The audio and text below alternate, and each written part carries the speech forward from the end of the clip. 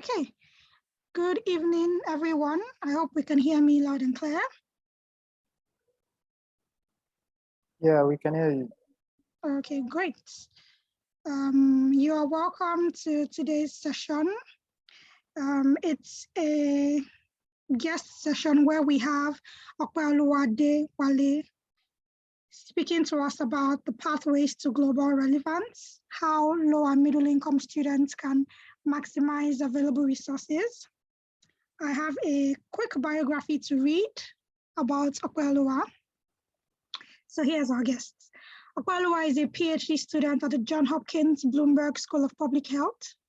He has a bachelor's degree in microbiology from Redeemers University in Nigeria with a CGPA of 4.97. Opeoluwa's research revolves around infectious diseases, host pathogen interaction and public health. Opeoluwa has a number of international recognitions, including 2 MIT COVID-19 hackathons. He is also the co-founder of Astra India and Covastix, which is a multimodal transportation service to help local community members quickly and safely deliver COVID-19 samples from remote areas to laboratories, empowering local people. Opeoluwa's passion for youth empowerment drove him to found the Train a Child initiative to mentor students throughout their academic careers. He has a goal to work in a position where he can use his skill sets and knowledge for scientific advancement and to raise the next generation of scientists in underserved communities. So that's the quick biography of Opeoluwa, and he will be taking the stage from here. Ope, do you mind if people can keep their questions in the chat box as your presentation goes on? So after that, after your presentation, we can now tackle the questions. Yeah, I think that's fine. At the end of the presentation, yeah, someone can, help me read the questions. Okay, that's fine. So if you have questions as he's presenting, you can just keep them in the chat box and we'll address them after his presentation. So Opeoluwa, the floor is yours. All right. Please, can I know if you can hear me loud and clear? Yes, we can hear you loud and clear. We can see your screen as well. All right. Okay. So thank you so much, Augustina, for this introduction. So at some point I was like, I would love to meet the person you are introducing. But thank you. I'm really humbled to be here. It's a pleasure to be here as well. And I would like to really appreciate the organizers of this event for inviting me. It's a pleasure to be here to speak with youth like myself about this very important topic. I would also like to recognize I have a couple of my colleagues here that out of their kind hearts decided to attend. So I'd like to give a shout out to them and really appreciate them for supporting me by joining. All right, so to the topic. So the topic before us is a pathway to global relevance. I would just like to quickly request that people, I'd like to know where most of the participants are joining from. So can you just maybe try to introduce yourself, just your name and where you are joining from, so I can, kind of like have an idea of the diversity of this group, so I know how to like tailor my talk. So maybe in the next 1 or 2 minutes, you can just feel free and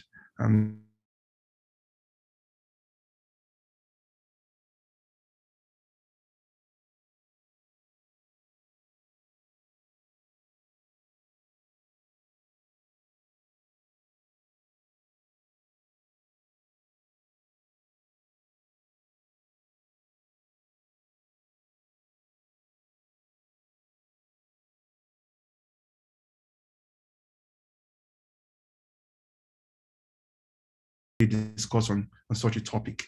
And then I'll be explaining, itemizing and explaining steps on how I think any student from whatever country, Bangladesh, India, Africa, Nigeria, other African countries, wherever they are in the world, how every student can equally attain global relevance. It might require extra effort, but it's possible. I'm going to explain how that's possible, that can be achieved. Then I'll be concluding with a very important quote that's very dear to my heart. I stumbled upon a quote when I was I was walking through the aisles of my university, and it has really stuck with me till now. Then I'll open up to questions. All right, so about me, as Augustina said, I completed my bachelor's at the Redeemers University, studied microbiology. To the glory of God, I graduated as the best student in my university with a really high CGPA. I was the best graduating student in the whole in my whole set. Then I went ahead. I decided to pursue a master's in the same university. Don't ask me why, but I felt led to pursue a master's in the same university. So I pursued a master's at a World Bank funded research institute called the African Center of Excellence for Genomics of Infectious Diseases. So I completed a master's there under the mentorship of a great man. I hope he watches this video, Professor Christian Happy. So during this during this period, I had the opportunity to conduct research abroad. So I traveled to Switzerland, École Polytechnique Fédérale de Lausanne, and I also traveled to the US, where I participated in a highly competitive training at Cold Spring Harbor Computational Genomics. Also was appointed as a visiting scholar at Case Western Reserve University. And so I had, and also my master's was in molecular biology genomics. So I was pretty confident, having graduated as the best graduate student in the whole university. And then, with working at SGID, gaining so much experience, working under Dr. Happy, who's a very popular person in the field. So I was very confident about my chances of getting into a top university abroad. So because of that, I took my applications with a laissez-faire attitude. I was so confident. And there were certain things I wasn't aware of, which I think I'm going to point out to you for those of us who would also want to apply probably this year or next year. So I applied to 11 schools, and you can imagine that out of 11 schools, I got 11 rejections. I was rejected by all the schools I applied to. I remember vividly when I got the rejection letter from Johns Hopkins University, which is the school I'm currently studying at. I was so devastated. I went back home. I wept so badly. I wept for a couple of reasons. And some of the things I'll be explaining in the course of this presentation. So just stay tuned. So I got rejected, but I persevered, and eventually I came to Hopkins to pursue a second master's. It was a lot of work. I was much older, more experienced than most of the students in my cohorts. So it was, but it was a humbling experience, I would say. And this was the time when I was able to really understand the gravity of the problem, how serious the problem was, and the marginalization of students, exceptionally intelligent students, gifted students back in LMICs, why many of them are not why the pathway to global relevance has been very difficult for them. I was introduced to the reality of that problem through my master's. And then I'm currently a first-year PhD student in the Department of Molecular Microbiology and Immunology at Johns Hopkins University. All right. Now, to go to my rejection and how I ended up at Johns Hopkins. After I got rejected they can't reject me twice. The worst they can do is to ignore my emails or my email.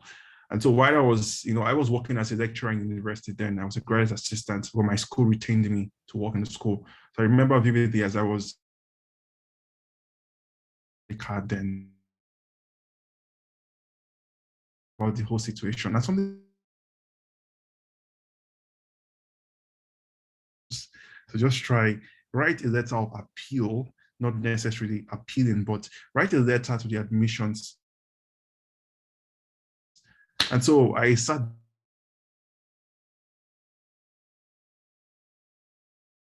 and this is what I'm going to be using.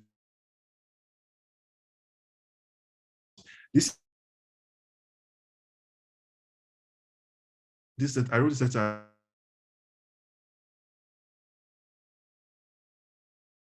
And so it means a lot to me. So I'm just going to read a couple of parts because I can't read everything on why this is really serious. So I hope you're not distracted at this point so you can really understand. So I started by saying, I appreciate this for arriving at your decision.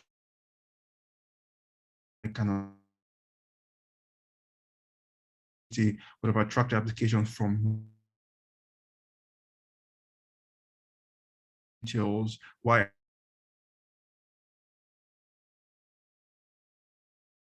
Africa remains in darkness and the lives of millions are threatened. Minds of people are still plagued with ignorance, such as food and other forms of aid.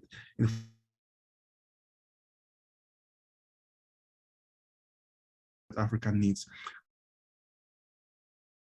These outbreaks, which could have easily been avoided if the people had been given proper education than infectious diseases and terrorism, because ignorance is the just jump. I said, my heart longs to bring a solution to the pitiful condition of individuals in disease-stricken environments through with the highest percentage of deaths caused by infections. Let me just jump. Attended the best of universities in the world for my undergraduate program because I was born and bred in Nigeria, and I didn't have the opportunity to explore elsewhere, even if the fees. So I now said, nevertheless, I graduated as the best in my university and represented my country and continent at 5 international competitions. Experiences, considering that such opportunities were not made available to students in Switzerland for a summer research program.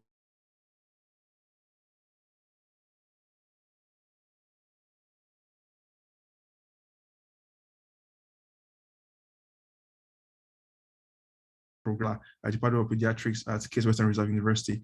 Let me jump again. I said here that it is not about accepting an African student for the first time to a training program, but about opening a door that had to light my penetrating hearts of billions of souls. I now said here that we have waited for so long for this to happen in Africa, and this is why I left my comfort zone to visit Johns Hopkins.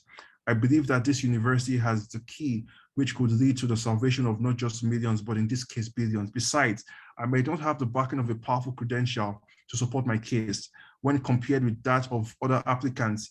But what I have is a powerful dream that I believe can reshape the destiny of a million continents, of a whole continent rather.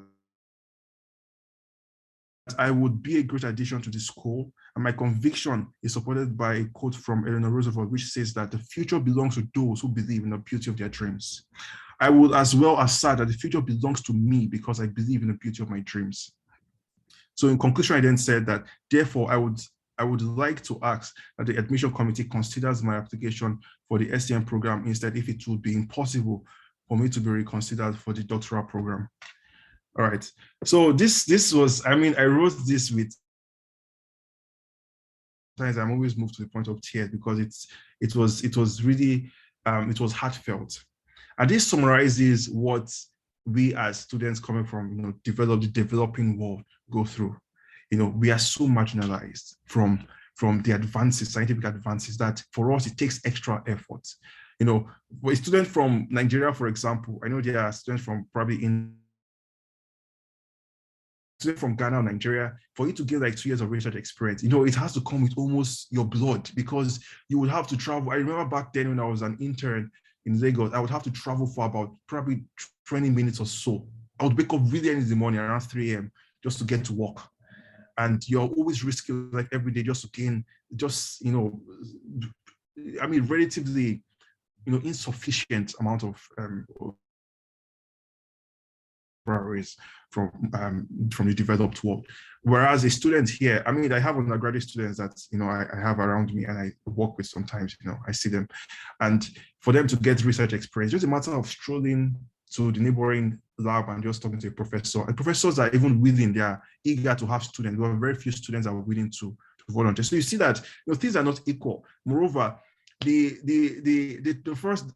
best university in Nigeria I would arguably say that it's Redeemer University, but to be honest, the best university in Nigeria is probably Covenant or University of Ibadan, and I don't think any of the universities in West Africa are among the first 800 in the world. And so you can imagine that if a student from any university in West Africa wants to compete with students that are coming from universities or something, it's going to require some extra, extra work, extra effort. And it's going to require assessment.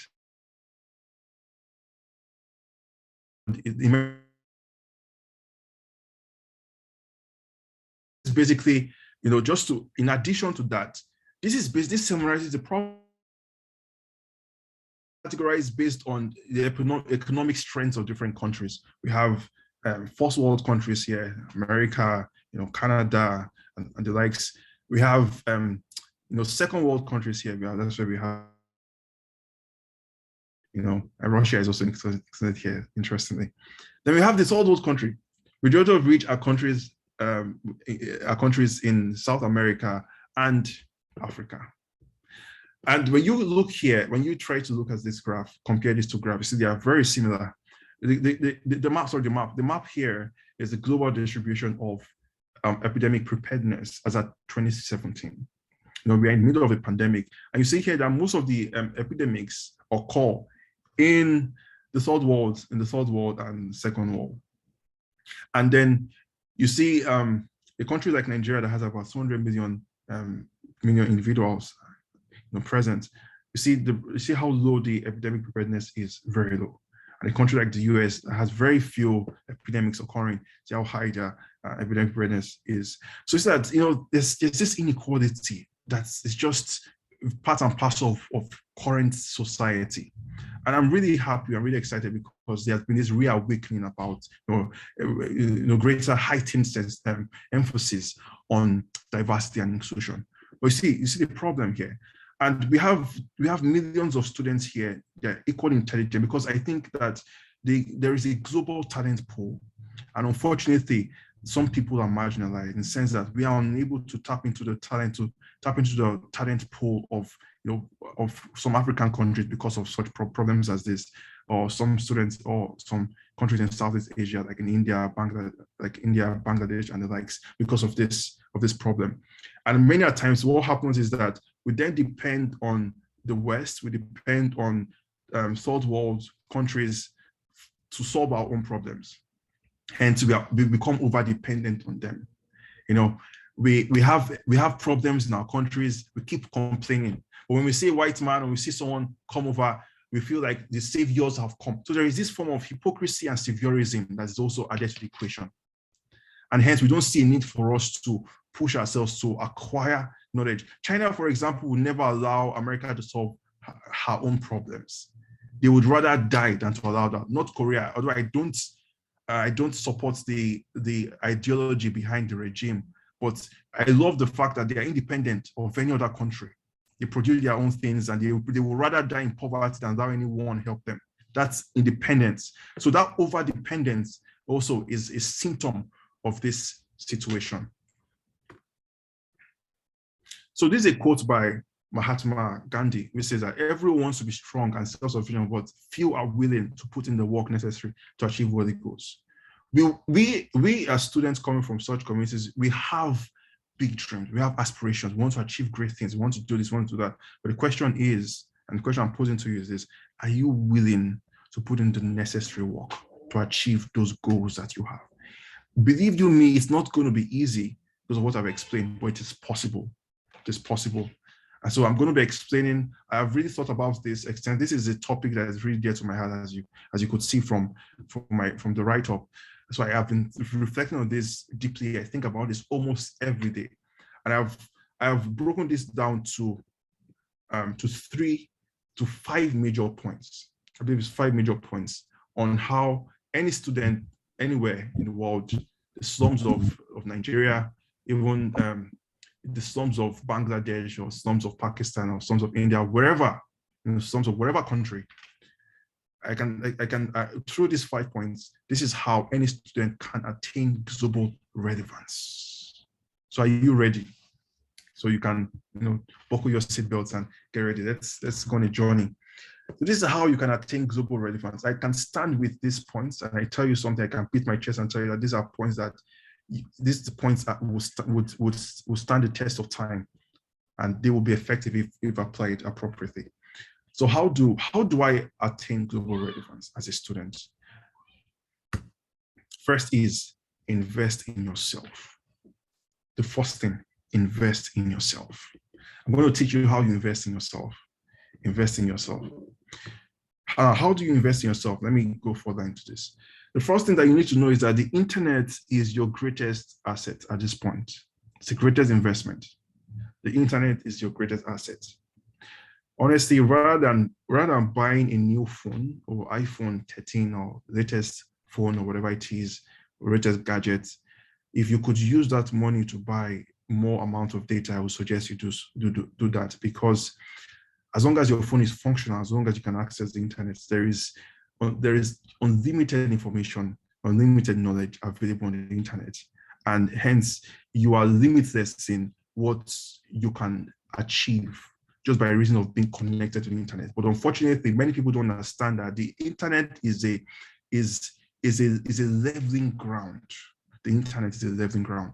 And that's why it's very important for us to understand how to use the internet more effectively to our advantage, how we can use the internet so that we can not only catch up, but also overtake, if that is in itself a goal. So the internet is your greatest investment. And so how do you use the internet? One of the things you do is that as a student coming from such a community, like I said, you invest in the internet, get enough data, save money to get data, and use your data wisely. Rather than spending most of your time on Facebook or on Instagram just checking pictures and everything, you understand, rather than doing that, spend the internet doing things that will be productive, things that would move you closer to the goals that you have set for yourself, things that will be reflective of a person who is on a journey towards a destination called destiny. So you use the internet by taking online courses. That's how you invest in yourself. There are a lot of free online courses. There are a lot of websites that provide free online courses. You take this online course, and I tell you something that many students in the US, many students in developed countries do not take online courses. I tell you the truth. They don't take online courses because these courses, many of the professors who have these online courses, who create these online courses, many of them are professors here. So they are being taught the same things in their school. So what's the essence of taking an online course? I can't remember when I took an online course. Probably was 2 or 3 years ago. So they don't really take online courses, but those of us coming from LMICs, we need to grab this opportunity by taking free online courses. There are certain courses that are very popular, and professors that have graciously provided the same materials that they use to teach their students. Some of these professors lecture at Ivy Leagues, and they use the same materials to teach in the online courses. And so we have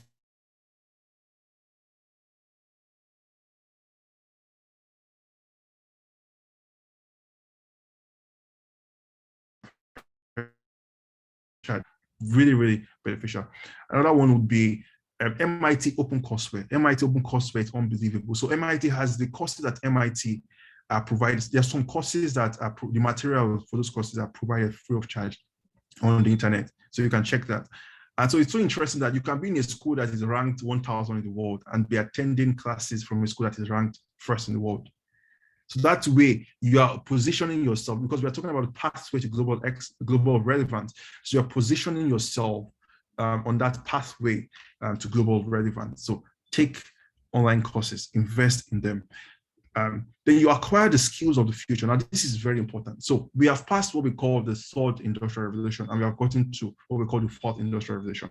I'm going to explain what that means. So the fourth industrial revolution is, there are a couple of themes for that, key points or keywords for the fourth industrial revolution.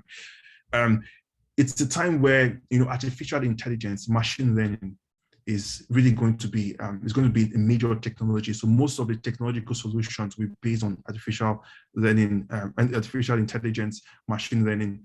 and as well as the Internet of Things. So the Internet of Things has to do with, gadgets that connects the internet, gadgets that are used in different situations, in healthcare and everything, but all linked the same, all connected with the internet. That is the fourth industrial revolution. So as an LMIC student, what you do is you think ahead. In fact, if you were to be a prophet at any point in your life, this is the time you should be a prophet. You need to see ahead, look ahead, and see where the world is moving towards. The world is moving towards the fourth industrial revolution. These people who have named this in revolution, the world has not yet entered fully. The world is just at the point of entry. And so if you are smart and you are proactive, acquire the skills of the future. You need to know how to apply machine learning approaches. You need to know what artificial intelligence is all about. The important the applications of this body of knowledge to solve the problems around you. Acquire that knowledge, and so because when the world gets to that future that we are foreseeing, you become very relevant, and that's how you overtake, and that's how you become relevant to the future, by acquiring the skills of the future. Then another thing also I want to put is that you expose yourself by also try to expose yourself by trying to attend free conferences and trainings. Now, it might surprise you to know that there is a ton of free conferences and trainings, and unfortunately, many students do not. Please, can we ensure we are all muted, please, so that we don't have lots of. Yeah, thank you. So take free conferences. There are free conferences. There are free trainings. I do that on LinkedIn, where I compile list of free conferences and trainings, and you can always, I'm going to give you my details. Reach out to me and I'll send you a compilation of those free conferences and trainings and free workshops as well. Also, volunteer. Many of us don't know, still talking about how important the internet is. You can actually send an email to a professor and request to have a virtual internship. You don't have to apply for a visa. You don't have to, you don't have to do anything. All you have to do is just, in the comfort of your apartment, attend lab meetings. They might give you, you might attend journal clubs. They might give you a paper to review and to present. When you participate in such things, these things help to improve your profile, and you are positioning yourself for something greater in the future. So, you can think of volunteering, sending emails to professors to participate in virtual internships. This is all part of investing in yourself. The other things I'm also going to say about this in the next points. The next thing will be, because of time, next one will be engage yourself. Now, let me explain this. Engage yourself. So after investing in yourself, you need to now engage yourself. How do you engage yourself? Be solution conscious, not problem conscious. Majority of us at LMICs that come from low and middle income countries, particularly the developing world, we are usually many a times problem conscious. We are more aware of the problems in our community than we are of the solutions that could arise to address those problems. So rather than being problem conscious, be solution conscious. Now, how do you become solution conscious? You first need to acquire the knowledge that you need to provide solutions to those problems that you have identified. So you master your coursework.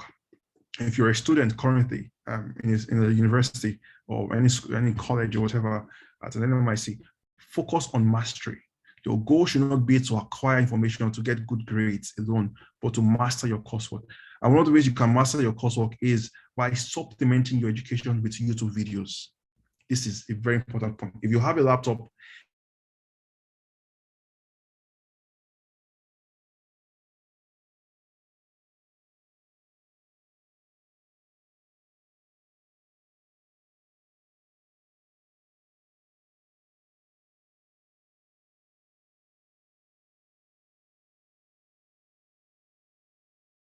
lecturer in my own school, and that suffices.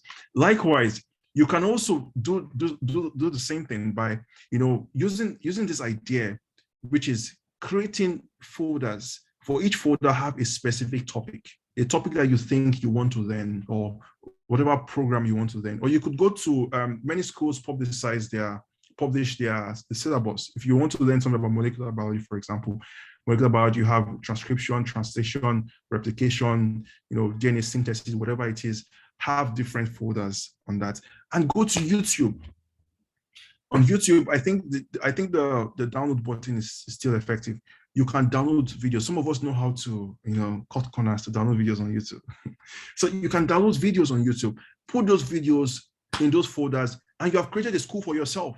You have created your own MIT, and your MIT is in your room. Your MIT is in your apartment. And likewise, you can also download lecture notes from top universities. This is something many students don't know.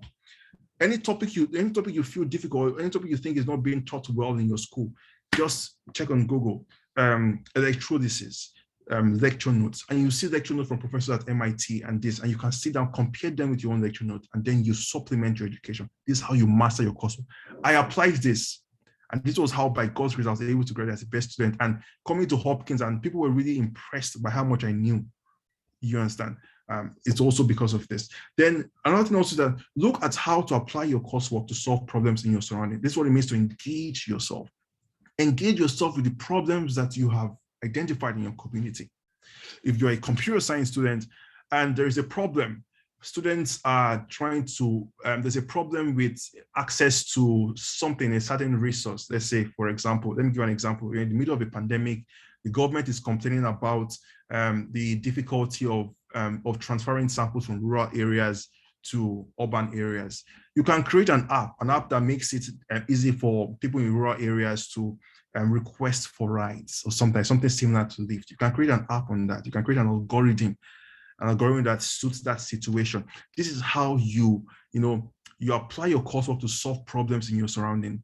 As a 300 level, a third year microbiology student, why can't you gather your friends and go to the cafeteria, go to different restaurants and get samples, and do some quality control analysis to check for the microorganisms present in those samples, and get your work and gather your data, and you can submit and publish, as well as you can also present at a conference. This is how you apply your course. These are things I wish I had known. I didn't even care about all these things, but I'm glad that you have the opportunity to know these things so you don't repeat my mistakes and mistakes of several others. The other things that you need to understand the problems in your environment and read the literature. Very important. Another way you use the internet wisely is to download papers. See, if you are ever going to stalk in your life, stalk professors, but don't make it awkward where you just send like 10,000 messages. Oh, I just said I should greet you. I hope you're doing well. How's your family? And the professor then has to report you to the police or something. So rather than doing that, stalk them by following their research, commenting, providing relevant comments to their research and everything. So that's how you position yourself. You read the literature, make sure you are updated in your field. For example, if you're interested in molecular biology or you're a molecular biology student current and undergrad, you should know what CRISPR is. You should have an idea of CRISPR. You should have an idea of how CRISPR can be applied to solve problems in your environment. Based on your understanding of the problems in your environment, you should be able to know how CRISPR can be used for diagnosis of Ebola, diagnosis of malaria, and those kind of things. That comes when you indulge yourself by reading the literature. Be up to date. Be hungry. Subscribe to nature. If you have to save money, subscribe to nature. Be a part of some of these organizations like the Society of Microbiology, American Society of Microbiologists, the British Society of Microbiologists. Be a part of those societies so you can get papers, you can join, you can apply for travel grant and those kind of things. Start early. This is how you engage yourself. Then the other thing also I want to say that start doing something. Don't wait for a savior. There's no savior in this case about this situation. In Nigeria, we keep praying, Lord, one day, Nigeria will improve. They have been saying this for hundreds of years. And now Nigeria is still the same way. In fact, we are on a downward trajectory. So we have to face the reality. We have to start doing something. Stop procrastinating. Start doing something as little as you can. It might be as little as just gathering your friends together. Let's work on this problem. Let's make up our minds to pursue excellence. Let's see how we can address the problems on our campus. Let's start a journal club. Let's start a scholars club. I really want to commend the organizers of Scholars Cafe. This is a great initiative. Something like this. Start doing something. Learn the skills of the future and use them to address the problems of your community. So when you bring the future to your present, you stand out. You stand out. When you use the skills of the future, like artificial intelligence and so, to address problems in your community. If you notice that many of the really attractive startups, they have some component of machine learning. That's because these are people who brought the future to the present. So that's a secret that you can use. Acquire those skills of the future and use them in the present to solve unique problems in your community. This is how you stand out. All right, let's proceed. I want to give you some examples quickly. One example is a friend of mine who is called Naomi Okeke. So Naomi finished from Covenant University. She studied civil engineering. So she finished from Covenant University. And in the course of, during the period of her education, she then founded this organization called the Senema Law Foundation.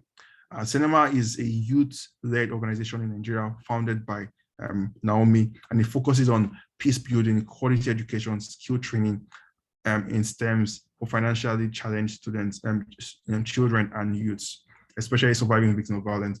So this is Naomi, and you see here, and these are the people that she has really impacted. Naomi did not have to wait for anyone before starting this. She started early. She started even as an undergraduate student. And let me tell you something, that Naomi is currently, she just graduated from the University of Edinburgh, which is one of the best universities in the world. And she attended that university on a scholarship, full scholarship, the MasterCard Foundation Scholarship. She's on a pathway to global relevance. And as of the last conversation I had with her, one of the last conversations I had with her, she was representing Nigeria at a UN conference or something at Geneva. That's to show how impactful and how globally relevant she is. Another example is a good friend of mine, someone I respect so much, Ifeosa Awonika Nkem Onyekpe. Now, Ifeosa studied at the University of Lagos. She finished in 2017, and in the course of her education, she just had this burden for rural communities, and then she founded an organization called Stories of Home organization. And through Stories of Home, or SOH, she has been able to impact the lives of several individuals. These are some of the people she works with. This is Ifeosa. Now, let me tell you, Ifeosa, 2017, she graduated, she completed her bachelor's. In 2019, guess what? She started her PhD at Harvard University in 2019. When I saw her profile, I was dumbfounded. 2019, Harvard University. And guess what she studied? Rural economic development. Now, Ifeosa is another really impactful person. And I would really encourage you, if you search her up on LinkedIn, follow her. She's doing some really great things. I look up to some of these people, Now, the next thing is collaborate with others. Collaborate with others. Build your network. Build your network. Build your network with like-minded people, like-minded students, both within your country and outside your country. Now, with LMICs, LMIC means a lot of things. There are so many people, there are students from different countries, students from Ghana, Nigeria, students from outside Africa. We have students from India, Bangladesh, Pakistan, and several other countries. Build your network with like-minded students, exchange information, help each other, work together. On LinkedIn is a really great platform. I really love LinkedIn because on LinkedIn you can meet many like-minded people, communicate with them, and you guys can even work together on small projects. You can work together on small projects to address. Sorry, I apologize for the noise. It's really noisy here. To embark on small projects that addresses common problems in your countries. So this is the power of collaboration, as well as building strategic relationships with mentors. You can get potential mentors even through this method, through this means. Professors at Ivy League, at top schools, many of them are willing to mentor you, but unfortunately, very few, many times, LMICs, we don't have the attitude of really reaching out when we need help, or asking people who are not who don't have similar background as we do, to really connect with such people and request for some mentorship or working with them or something like that. We rarely do that. So, but you can, through social media, for example, build such strategic relationships that can be helpful with professors as well as with PhD students. Now, these are some groups that you might want to take note of. You can search for HackBio on LinkedIn. HackBio is a great platform, it's a community of students who are passionate about biotechnology, bioinformatics. So when you join HackBio, for example, you'll be able to meet thousands of students like yourself, LMICs, but they are intelligent and they are talented and they are passionate, and you can work together on them. There have been a couple of papers that have come out from HackBio. Many of the trainees at HackBio are among some of my mentees that got into top schools in the US. Another one is this mentorship platform by Dr. Kelechukwu is someone I really respect and I look up to. If you also join his mentorship platform, you will meet many students like yourself who are passionate about excellence. They are passionate about erudition and they really want to reach the echelon of their fields, of their careers. So that's how you meet people. Lastly, for those of us who are interested in parasitology, there is a really nice platform called BIPOC. So BIPOC is on Twitter. If you join BIPOC, you meet students from other countries and also underrepresented students with who are passionate about parasitology. Through that, you can exchange information, get to know the project you're working on, collaborate with them, have joint publications. Even having not seen them in person, you can still benefit from that connectivity. I'm going to give you an example. This is me, 2018. This is Dr. Agri, Dr. Peter Agri. He was the recipient of the Nobel Prize in chemistry in 2003. For his discovery of aquaporins. Aquaporins is simply just a water channel found in cells. And this is me, 2018. As you can see written here, prospective student. The story behind me being here is it's a lot of information. So I'll spare you that information for now. So this is me with Dr. Agri. I just stumbled into his office and I was like, sir, I've read about you. I really appreciate you. I respect you. Can I just take a picture with you? And he was so kind enough to, take the picture with me. So I had his secretary take the picture of both of us. And this is 3 years after 2021. So I told him I was applying, and then he was like, it's really difficult as a student from this place to get here. But he said if you don't apply, your chances of getting in is 0. But if you apply, your chances of getting is greater than 0. So it's better to still try to apply. So I took those words to heart and I applied. I got into the PhD program. This is me after a class. So we had a methods class where he was talking about his discovery of aquaporins. And so I met him after the class and we took a picture, after the class. That's the power of mentorship. Dr. Agri is currently a mentor that I hold dearly. I appreciate him and I respect him so much. Secondly, this is a friend of mine, Omiye Jesutofumi, someone I respect so much. Omiye completed his medical program at the University of Ibadan in 2020 or 2019 or so. We were classmates in high school, so we were classmates. Omiye has always been exceptionally intelligent and everything. I consider him to be a living genius. Now, I remember when Omiye gave me his CV to review several years ago, I was so shocked. I was like, are we in the same country? Look at this guy having publications with people from University of Chicago, University of this, University of that. I'm like, and I remember 5 years or 6 years ago when I met Omiye. Omiye had just started medicine and I started at Relevance University. And Omiye was telling me about how he had become certified at a Java program. I was like, you're a medical student for God's sake, and you are learning a Java program. I didn't understand that time what Omiye was doing. Now, to cut the long story short, after collaborations with people he hadn't even met in person or so, Omiye got a scholarship to study at Stanford University. He's currently doing his master's at Stanford University. And he was featured on the Twitter page of the Stanford Department of Medicine for one of the things he did during the COVID pandemic. And he started this work, I believe, before he got to Stanford. That's the power of collaboration. So at first, the program he applied to did not have funding, but Omiye was so good that the professors had to get funding for him. And Imeki got to Stanford some months after he's being featured on Twitter page of Stanford University. So the power of collaboration, make the best use of it. Now, second to last, dominate your field.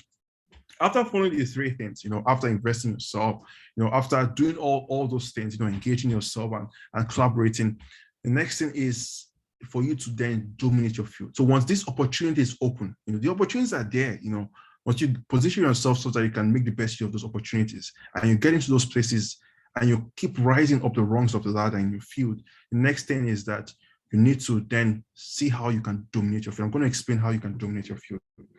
One is that acquire unique and valuable skills. And I talked about the skills of the future. Acquire skills that are so valuable and so rare, difficult and so valuable, such that they would always need you. They would always need you. There's a friend of mine, I think she's still on this call. We are both students at Hopkins. She's very good with flow cytometry. She's so good that in every lab she goes to, she's able to provide a solution. If they have a flow cytometer, she's always available to provide, a solution on some of the techniques that involves that machine. And so that's because she has unique skills. So think of acquiring unique skills. As an LMIC student, I would suggest that you focus on computational skills. One skill people already have are computational skills, except you are in a computational field. If you're in a non-computational field, acquire computational skills. Acquire those unique skills, relevant skills. Learn how to program in Python. If you're in biological sciences, learn how to use Python. Then our programming. This thing, you don't need money to learn all those things. You just need to be intentional and proactive. Then think of how you can address unmet needs, especially those that only you can address. Let me explain this to you. Now, for example, I grew up in Nigeria, right? I grew up in an environment where, there was a thin line between life and death, basically, and as a result of infectious diseases. So if I am going to be an infectious disease researcher, and I'm studying the US, for example, as I am currently doing, and I proceed with my postdoc, if I get to a point of wanting to start my lab, for example, rather than focusing on an infectious disease that is not relevant to my background or to where I came from, if I wanted to dominate that field, I would then choose to focus on unmet needs, in the sense that I can leverage upon my background to dominate my field. And this is something that my mentor, Christian Happy, does. Christian Happy was a postdoc in Harvard. He was not even popular at Harvard because there were so many really intelligent people just like himself. And when Professor Happy was about to finish his postdoctoral training at Harvard, rather than staying in the US for faculty position, he came to Nigeria. He came to Nigeria using the skills that he had acquired at Harvard. He started a research center called HG, which is where I completed my master's from. And as at the last time I got to know I heard from Professor Happy, he received a funding of about over $100 million. I tell you something, there is no lab in the US, there are very few labs in the US that can boast of over $100 million. And Professor Happy is a household name. If you're a Nigerian, you would definitely have heard of Professor Christian Happy. If he had stayed back at Harvard, he most likely would not have been as popular as he is now. So it's because he focused on addressing unmet needs. He knew that coming back to Africa or collaborating with those back in Africa can enable him to really dominate his field because he's able to address those unmet needs.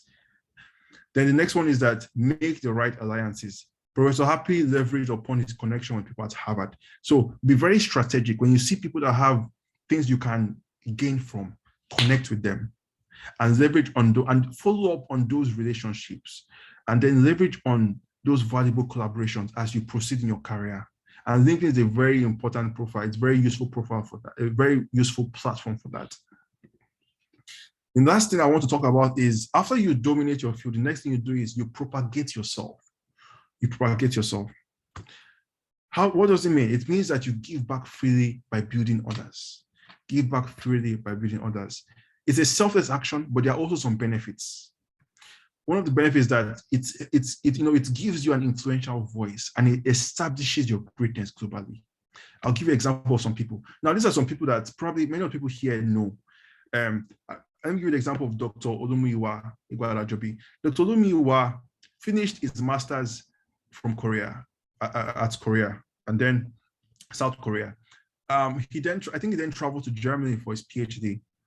He wasn't really that popular until when he started giving back, or when he started propagating himself by helping students to apply to schools abroad. And he does it free of charge. He has a website, he has everything, he has a YouTube channel, does everything free of charge. Dr. Opeoluwa currently has a followership on Twitter of about over 100,000 followers. And I tell you something that when, if you were to apply for any faculty position, he was telling me about it, if you were to apply for any faculty position, just merely seeing how impactful he is a plus. it's sort of like, it makes his profile more attractive. Another example is Sunday. Sunday also has been someone who has been heavily invested in giving back to others free of charge. Dr. Mr. Sheon, Mr. Samuel, and you know this face definitely, Dr. Kelechukwu, someone who is very popular. He has been giving back. I think he has published 1 or 2 books or so. His book has really been impacting the lives of many people. And these people are in a way, they have not only become globally relevant, but they have established their greatness. And so, I want to conclude because I want to open it up for questions in case people have questions. And so the conclusion, I want to conclude with this proverb, this Chinese proverb, which says that today we do the difficult, and tomorrow we shall accomplish the impossible. I know these things I've mentioned, it requires a lot of effort. It requires you making sacrifices. I remember back then when I wanted to apply to Hopkins, when I even thought of applying, when I thought of pursuing research experience abroad, coming from Nigeria, when I thought of that, I lived for the entire year of 2019 or 2018, I think. I slept in the office for nearly half that year, sleeping in the office every night, studying, because the office provided me with free internet. So I'll just stay here studying, sleeping, and I was a lecturer, so I could stay in my office. And I was staying in my professor's office. God bless my professor. So I was staying in his office, and I would sleep there. I would lecture. I was also a student there. I was a master's student. It was difficult. It was a lot. You understand? But when we choose to do the difficult today, what happens is that tomorrow we then accomplish the impossible. So if you desire to accomplish the impossible, my admonition to you is that be ready to do the difficult. Embrace difficulty. Don't run from difficulty. Personal quote of mine is that the difference between the extra and the difference between the extraordinary and the ordinary is the extra.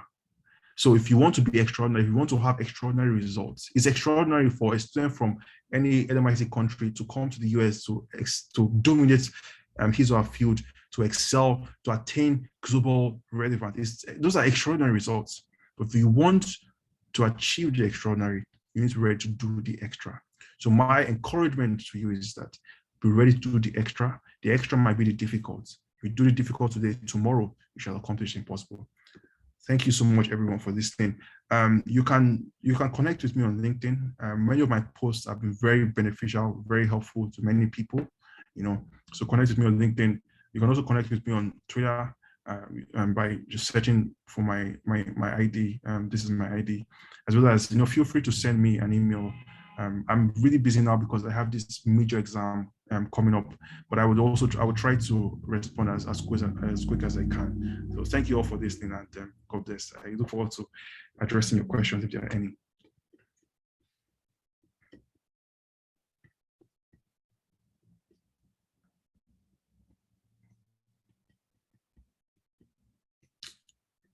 All right. Can you all hear me, please?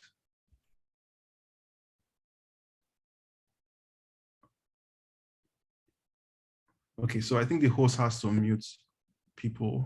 All right, so if you have any questions, please feel free to drop it there. All right, Augustina, go ahead, please. Okay, thank you so much, Okwe. We were inspired before the presentation, but now my mind is completely blown. This is such an inspiring story.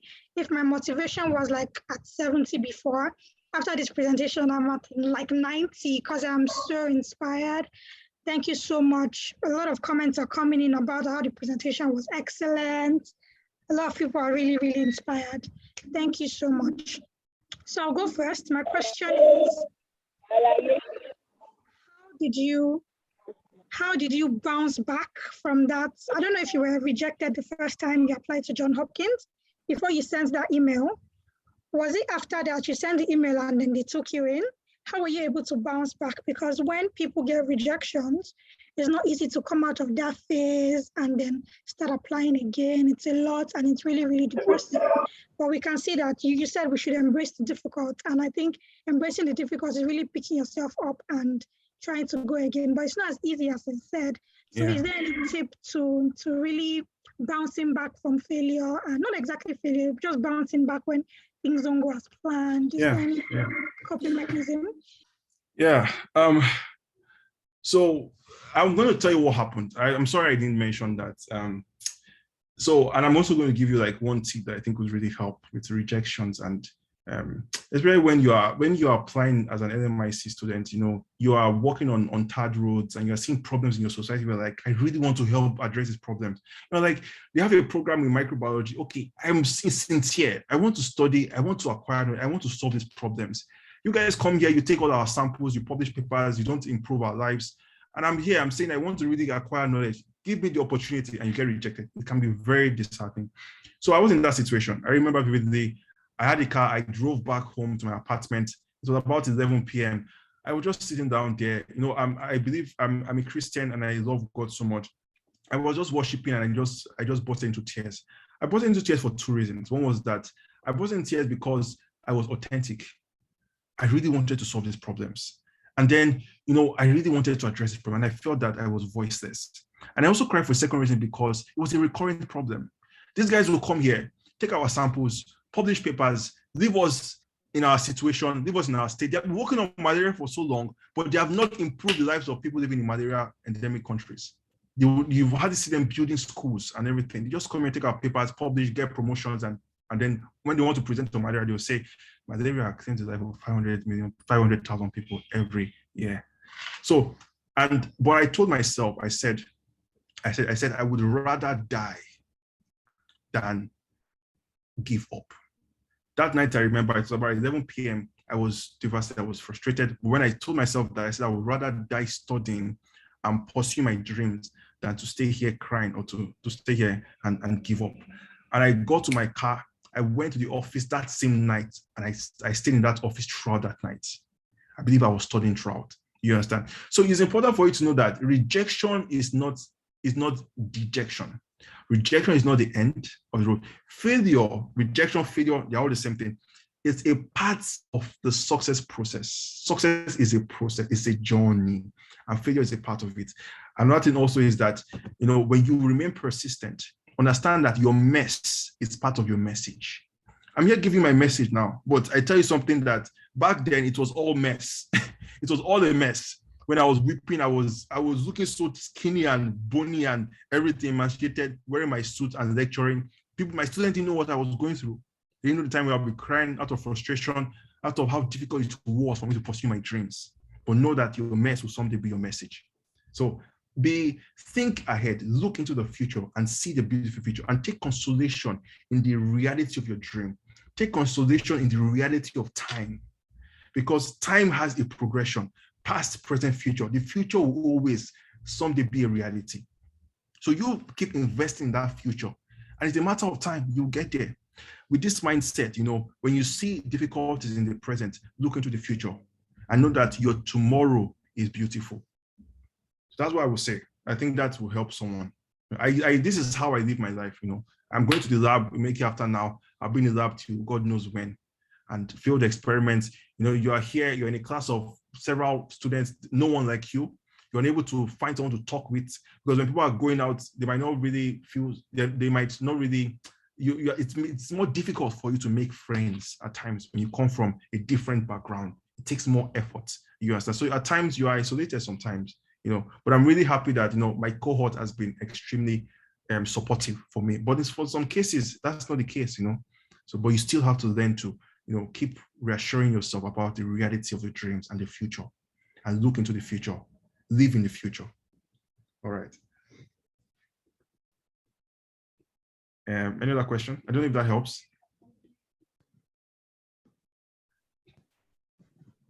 Somebody says here, redirection is a pathway to redirection. That's very powerful. So rejection is redirection. Wonderful. Thank you very much, Nasiruddin. Yeah.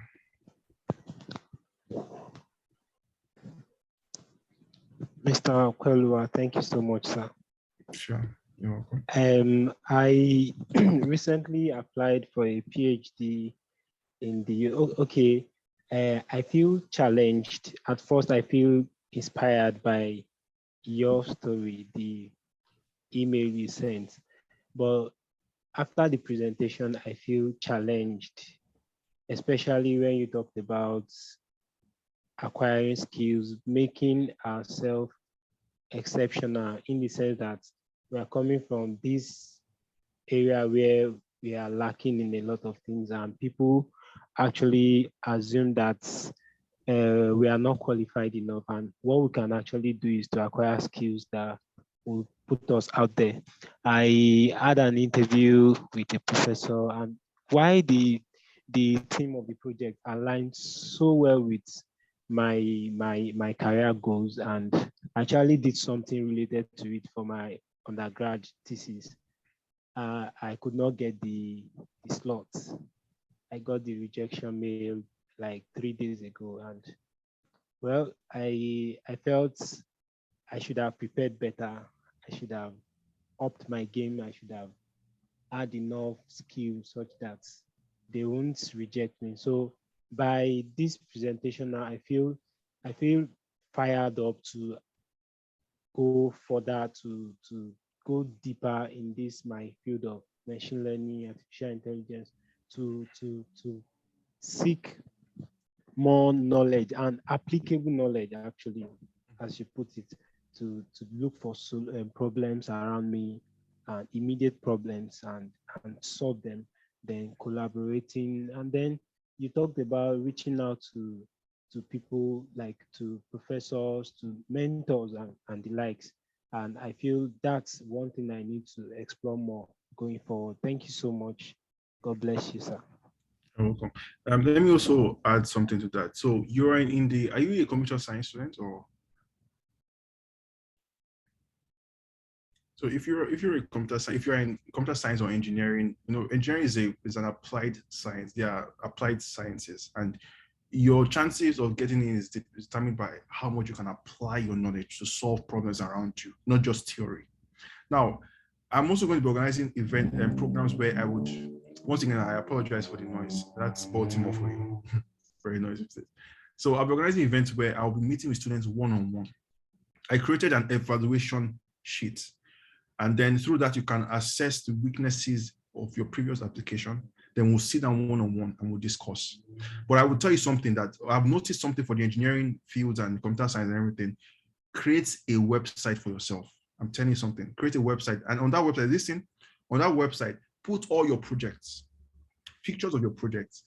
So all the projects you have been a part of, put those projects, put everything, your CV, put it on that website, and include that website as in your CV when you are, include a link to that website in your CV when you submit your next application, because they want to see what you have applied. So it's not just writing on your CV, I've done this, I've done that. They want to see pictures. They want to see, the prototypes and some other things, fancy things that you guys use in your field and other solutions. So we will have time, and please reach out to me on LinkedIn. Let's have some time. I'm planning to organize these sessions next week by God's grace, so we can sit down one-on-one and discuss. You understand? But I'm going to tell you, for those who are also computer science or engineering majors here, think of compiling all your projects, compiling all your projects and everything, and put them, have a personal website and put it on those websites. When you put in your application, I'm telling you, it increases your chances.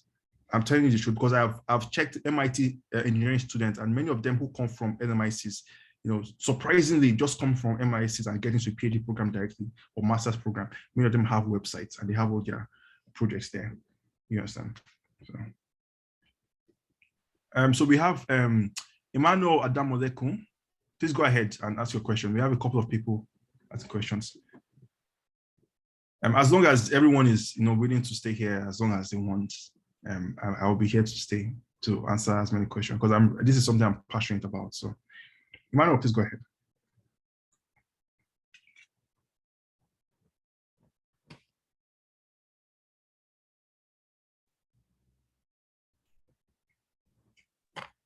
Is Emmanuel there? Okay, if Emmanuel is unable to talk now, can we have Baleng Mahama Wuto? Yes, thank you so much for the presentation. I'm just to confirm, I hope you can hear me. Yes, I can hear you, loud and clear. Hello? Yes, I can hear you, I can hear you. All right, okay, very excellent excellent presentation. And like the other speaker said, I'm highly motivated from this. And I'm just hoping that we can translate this motivation, as you said yourself, into practice. That will actually, go out there and do the hard work. The small question I have, I know this is not a detailed session where we are looking at all the processes in graduate applications and all of that. But generally, as a graduate student or somebody who wants to have an impact in science, mentorship, as you mentioned, is a very important part of it. My small question about mentorship is about the advice that mentors give. Sometimes you have to choose you have to make a decision. You have to choose between two things.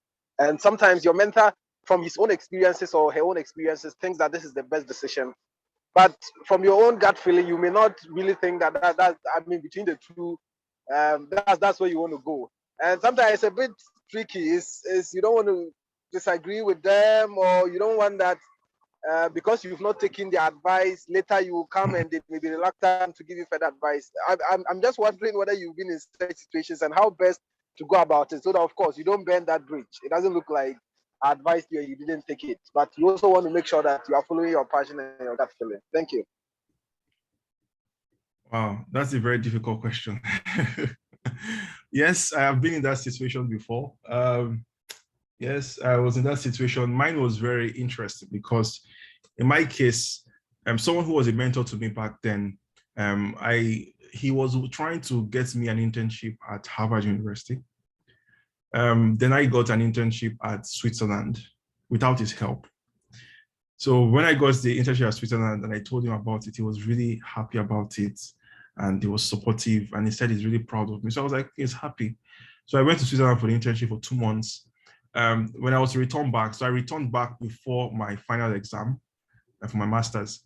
And when I was to return back, I spoke with him and appreciate him and everything. And then he said something. He said, I was not like, okay, when I return back, I would like to write my exam. And he said, so what exam? I said, the exam they're about to write, I'm about to write it. He said, he said, you can't write the exam. He said, because you can't eat your cake and have it. I said, what? I was like to myself that, but you were really happy about the fact that I got this opportunity and supported and everything. So what's the meaning of you can't eat your cake and have it? I got back, I was afraid, I was concerned. I spoke to the HOD. The HOD spoke to him. He said, no, he's not going to write the exam. I was like, what kind of situation is this?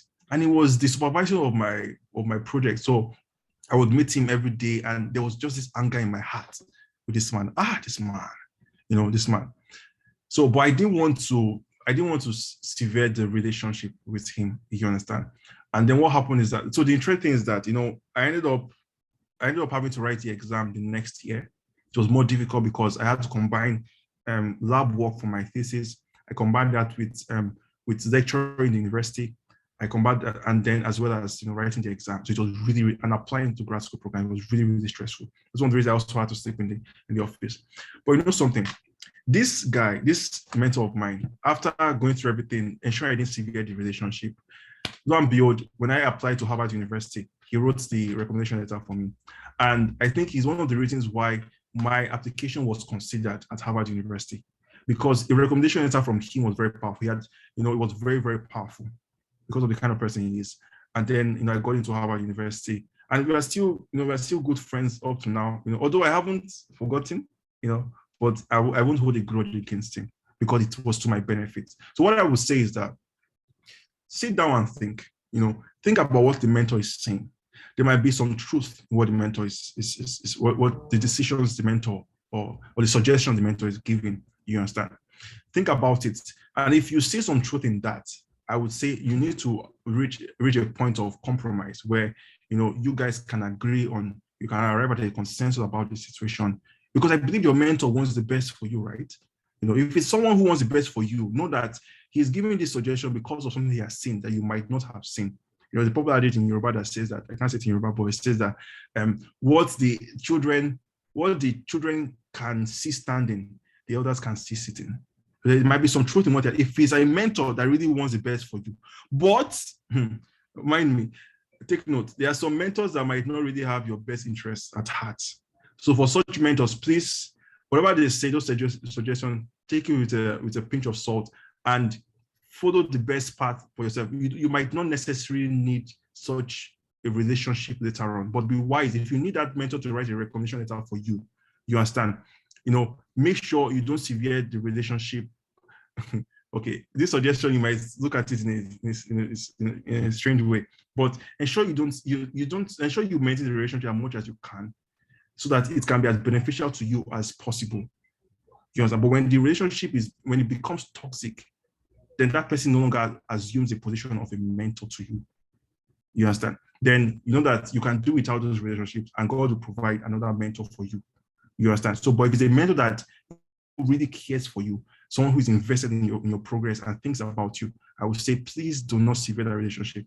This mentor of mine is someone that really, really cares for me. And that's why I try all my best not to sever that relationship, even up to now. You understand? Sometimes he just calls me on the phone and we talk on the phone. He's passionate about the content. We talk about his dream and everything. And, he's a very popular person, but I've tried not to sever that relationship, and I'm grateful for that. So please do likewise, if it's someone that really does care for you, So next person will be, does that help? Please let me know. Does that help, Belan? Oh, yes, very, very much. Thank you very much. I'm grateful. All right. Can I have, okay, I can't really see the names, the hands raised up, but please, if you want to just unmute yourself and just speak. And please, organizers, let me know if you want me to end, so I can do that. But I'd love to take as many of the questions as I can. Hello. Yeah. Yeah, good evening. Thank you so much. Yeah, okay, that was a very eye-opening session. Thank you. In fact, you just said everything, and it cuts right deep, inside, to realize that we have been so marginalized, and there are so many things that we should have known that we did not know. Thank you so much for everything. Yes, my question goes like this. You have made mention of, a lot of things that we need to do, investing in ourselves, and, taking courses, volunteering for internships and all of that. In my case, I would like to ask, it's kind of personal anyway. I'd like to ask, how long can you possibly say, okay, let's say, okay, maybe you tried, for example, what you did, maybe you realized you didn't have enough research experience, and then you just thought of, okay, how can I gain this experience? How can I do this? How can I, volunteer for this? How long or how much can you possibly do that you will now say, okay, I'm ready to, go for this application? How long can you possibly put in for that? Then, secondly, I would like to ask about, I think you also made mention that you're going to the mentorship thing. I think, okay, don't worry. I think you've addressed that with the last person. Yes, I think you've addressed that. So that's just the only question I want to ask. Okay. Now, thank you so much, Bettini. It's good to hear your voice, because I think you have been very active on LinkedIn. So it's good to hear your voice. So about how long? That's a great question. So when I got rejected at first, and I was to reapply, so I had a span of 2 years to prepare. That was when I took this master's, and then so I had enough time to gain. I was able to gain about 1 year of research experience before I applied. At the time I was applying, when I sent my application. So then the thing now is that, then what's the question? Is there a standard number of time before you can then reapply? I would say no. There are two things. One is the quality of time. The second is the quality of time. I would say that they are both equally important. However, in many cases, the quality of time appears to be more important. So if you just have 1 year, and if you make that 1 year the most productive 1 year of your life, I'm telling you something, that 1 year is equivalent to 10 years of research experience. And let me tell you something, when you make it productive, collaborate, very important, network. When you network, you multiply your impact. Because you might just network with people, collaborate with people, volunteer, and see, don't be money conscious. I know if you want to improve yourself, it's an investment. Don't always so when you want to do such a thing, you understand, one of the mistakes people might make is that they're looking for job opportunities, and then depending on what field you are in, actually, you're looking for job opportunities, and then you want them to pay you $30,000, 30,000 naira per month, or you want them to pay you 50,000 naira per month. You understand? There are very few people who want to, I say, because they have options. You don't have enough experience, but you are building something for the future, isn't it? So but when you tell them that, so I'm really passionate, I'm ready to volunteer free of charge, it might cost you something. They might provide some stipends just for you to feed. You understand? But I tell you something, from that investment, the amount of, if you're in the biomedical science, for example, the amount of papers you can generate is commensurate to the quality of that time period. The amount of papers, the amount of collaborations you can have with people on multiple projects, all those kind of things. And I told you about how to use social media, those kind of things. That way, you enhance the quality of the short time you spend. Because sometimes you are restricted in how much you can determine the length of time. Sometimes some people here really want to leave Nigeria sharp. In fact, if they were to, some people, if they were to send you to Ukraine, the Polish border, you would rather be at the Polish border than to be in the country you are currently. So you really want to leave, So at times there's not so much time. But I will tell you something, if you're in that situation, focus on the quality of time rather than the quantity of time. And how you improve the quality of time is by volunteering. Don't expect to get anything from large an investment. Work with people, engage yourself in multiple projects. These conferences, trainings, when I was in that situation, that was when I faced that rejection, that was when I participated in those 2 MIT hackathons. And when I won those 2 hackathons, it really strengthened my profile. You understand? Be part of such things. If you see any competition on LinkedIn, be a part of it. If you see any training, be part of it. If you see any online course, be a part of it. You can even have a section on your CV, online course. If you have taken like 20 online courses in a few months, or 100 online courses. I saw an Indian student that said she had taken 100 online courses during the pandemic. If you put such a thing on your CV and you write it in your SOP, I faced a rejection, but nevertheless, I make the best use of the 1 year that I've spent so far, and I've acquired so and so. Tell me what professor would neglect that, would put that aside? Never. It would be to their own detriment. Do you understand? So this is how you focus on, if you cannot extend the quantity, focus on the quality. If you are married, for example, your child, because some of my mentees have young children, and so they have to wait till the children are grown up for them to leave. So in that case, you can't really change the quantity of time. Yes, I hope that helps. Yeah, it does. Thank you so much. Yeah. So I want to read a question from, before I take Olasukomi, I want to read a question from Abdullah Fiz. Pardon me for the mispronunciation. Abdullah Fiz Akinloye. So he says that, thank you so much, Okwe. I am grateful that you mentioned the importance of people returning to give back to their country or leveraging on solving home-based problems after getting exposure outside. But you find out most people choose to remain over there. And honestly, most people still have that mentality. What advice can you give to convince people that fall in this category? Well, I'm in a similar category in the sense that I'm here. I can choose to return back, or I can choose to stay here. I may not tell you exactly what my decision is, but I'll just tell you what I think the most rational, logical decision is. Now, I spoke about dominating your field. I tell you something, you'll be more beneficial if you remain connected to where you came from. You'll be more impactful. There are some problems that for a scientist to solve, that scientist needs to have grown up in needs to have had a certain background.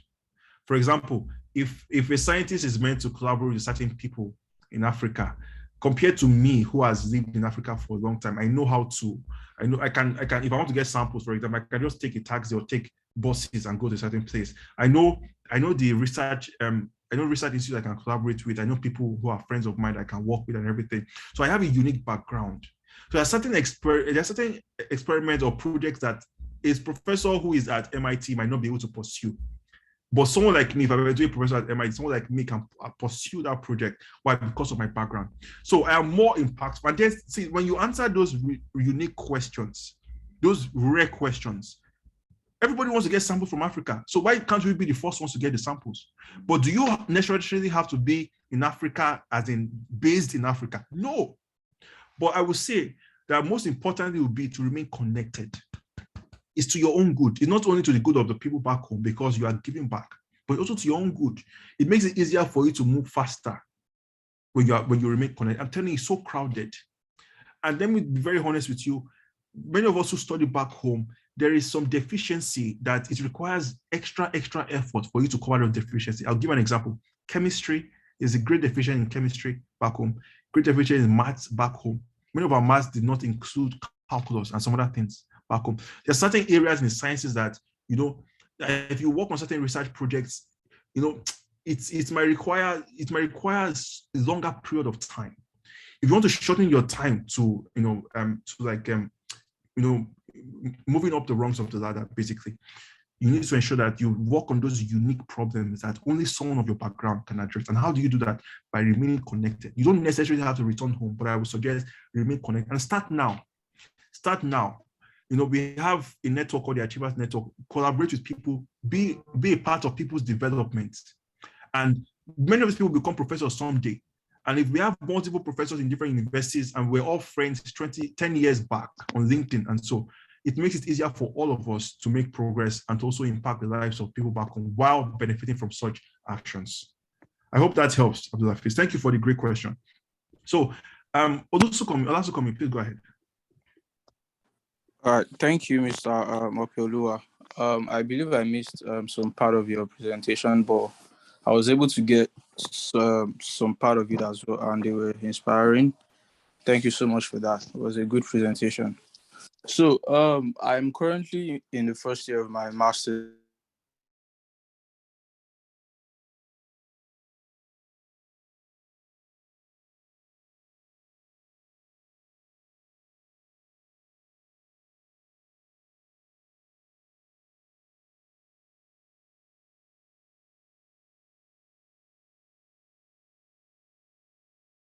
Made me join the Zoom link, saying that you are also at John Hopkins. So what I just wanted to ask was that I believe you might just have some insights into some things those schools will be looking at while evaluating their applications. And I still have like over a year to prepare for my application and all of that, to send in my application before I start my PhD. So in the meantime, I was looking at working towards that and strengthening the areas I need to stand a chance to get into those kind of universities. Thank you. Yeah, thank you so much. It was coming for the question. Really great question. So for those top schools, I'll tell you what they are looking for. The first thing is that they are looking for, the minimum is intelligence, that you have good grades, and they measure intelligence by good grade, which is not a good metric for intelligence actually.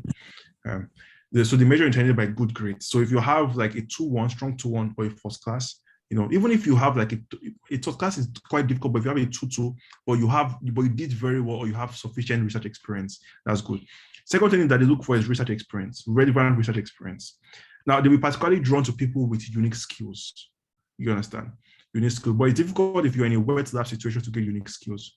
But if you buttress your skills, I don't know what course you are taking, but if you are in biomedical science, if you buttress your skills with some computational skills, if you buttress your skills with difficult skills in your field, look at difficult skills in your field, add those difficult skills to your skills.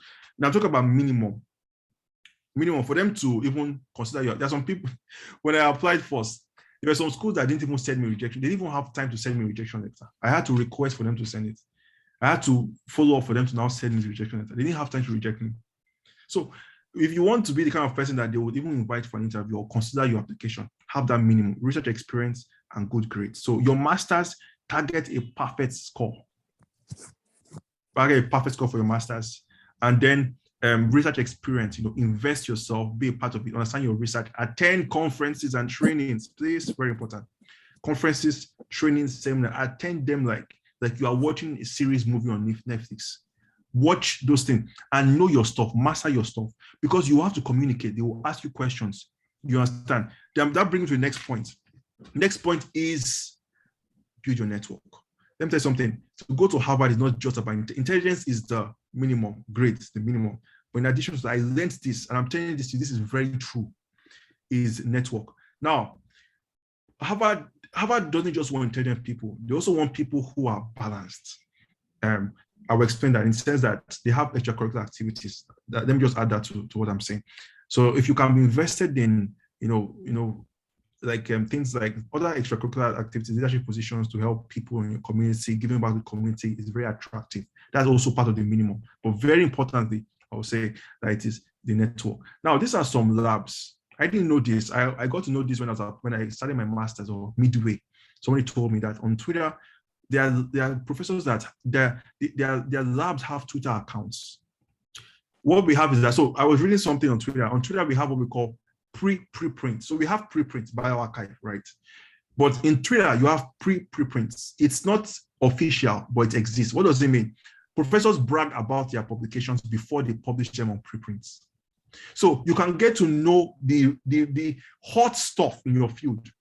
What I did was that I would spend my time on Twitter. I would stalk these professors, follow their papers, and I was communicating with them 1 year ahead, telling them that, sir, I love your work. Have you read this paper? I like your concept on this. I was thinking on this. I will attend conferences. I will send you a message.